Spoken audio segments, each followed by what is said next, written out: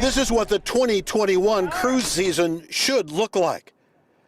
Instead, there's no luggage, no taxi cabs, and no ships. The question, will 2021 remain like this through the whole season, just like 2020? The guidance is much more clear than it's been. Stephanie Jones-Stebbins leads the Port of Seattle's maritime side. The planning guidance from CDC says if 98% of the crew and 95% of the passengers on a cruise are vaccinated, that ship is ready to sail. Then there's Canada, because cruise ships, which are owned by foreign countries and flagged in those countries, must make a stop in Canada between Seattle and Alaska. So we're watching closely what's happening in the Senate, having conversations with officials in Canada. It is a step forward, and it's very positive. It just, at this point, it's a question of, is it too little too late to save certain destinations for this summer?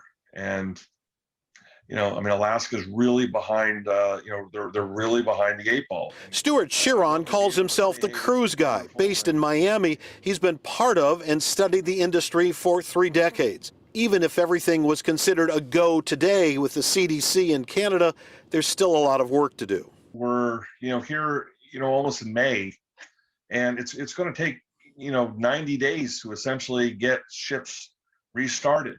And that's provided that the CDC even allows the cruise ships, the cruise lines, to resume operations from U.S. ports. In previous statements, the Port of Seattle says it hoped to save maybe the final quarter of the 2021 cruise season. New CDC guidance gives Jones-Stebbins hope.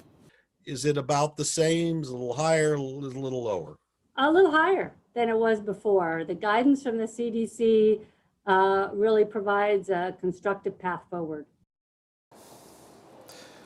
Now, part of what the CDC has also said is it can set up basically rules that would allow cruise ships to potentially sail even without everybody, pretty much everybody on board being vaccinated, but that would be a lot more complicated, involving test cruises and other things. So like a lot of what is happening in transportation now, particularly long haul transportation, is vaccines look like they are really at the center of making all of this work. Meanwhile, live at Pier 66 in Seattle, Glenn Farley, King 5 News.